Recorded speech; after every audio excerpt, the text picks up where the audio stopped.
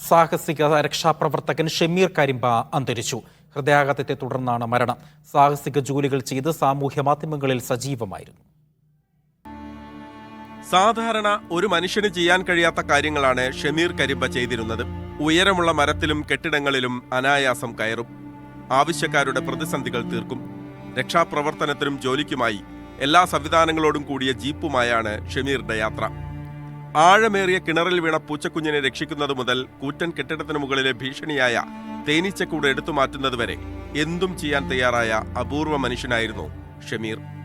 മിക്ക ജോലികളും സൗജന്യമായാണ് ചെയ്യാറുള്ളത്. മരം കയറ്റത്തിലെ ഷമീർ കരിമ്പയുടെ പ്രാവീണ്യമറിഞ്ഞ പല ഉത്തരേന്ത്യൻ സംസ്ഥാനങ്ങളും തൊഴിലാളികൾക്ക് മരം കയറ്റത്തിൽ പരിശീലനം നൽകാൻ വിളിക്കാറുണ്ട്. കാശ്മീർ സർക്കാരിന്റെ ഔദ്യോഗിക അതിഥിയായി ആഴ്ചകളോളം പരിശീലനം നൽകി. തന്റെ ജോലി എളുപ്പമാക്കാൻ കുറഞ്ഞ ചെലവിൽ പല ഉപകരണങ്ങളും ഷമീർ കരിമ്പ വികസിപ്പിച്ചെടുത്തിട്ടുണ്ട്. നമുക്ക് പഠിച്ചോൻ തോന്നിക്കുന്ന കാര്യം നമ്മൾ ചെയ്യുന്നു മാത്രം. ഇപ്പോൾ ഒരു 100 പേരോളം ഇവിടെ വന്ന് പോയിട്ടുണ്ട്. ഇത് പഠിച്ച് ഇത് സാധനം മേടിച്ചുണ്ടാക്കി പോയിട്ടുണ്ട്. അവർ 100 പേരും കരഞ്ഞുകൊണ്ടും ഭയങ്കര വിഷമത്തോടു കൂടി പറഞ്ഞ ആൾക്കാരും ഉണ്ട്. ഞാൻ കാരണം നിർത്തുമായിരുന്നു, ഇനി നിർത്താൻ ഉദ്ദേശിക്കുന്നില്ല. കരിമ്പ കൊളുത്ത് മാത്രമല്ല, മരം കയറ്റം എളുപ്പമാക്കാനുള്ള യന്ത്രവും നിർമ്മിച്ചു.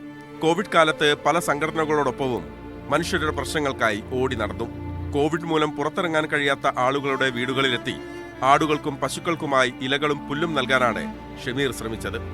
മലമ്പുഴയിലെ മലയിൽ കുടുങ്ങിയ ബാബുവിനെ താഴെ എത്തിക്കാൻ സൈന്യത്തിനൊപ്പം ഷമീർ കരിമ്പയും ഉണ്ടായിരുന്നു. ഉത്തരാഖണ്ഡിലെ സിൽക്യാര തുരങ്ക അപകടത്തിലും രക്ഷാപ്രവർത്തകനായി ഷമീർ പോയിരുന്നു. നാട്ടിൽ ഏതൊരു അപകടം നടന്നാലും ഷമീർ കരിമ്പ ഓടിയെത്തും. ശാസ്ത്രീയമായ രക്ഷാപ്രവർത്തനത്തിന് നേതൃത്വം നൽകും. മറ്റുള്ളവർക്കായി ഓടി നടന്ന ഷമീർ പൊടുന്നനെ ഈ ലോകത്ത് നിന്ന് വിട പറഞ്ഞു.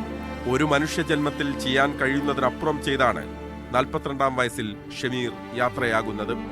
മീഡിയ 1 പാലക്കാട്.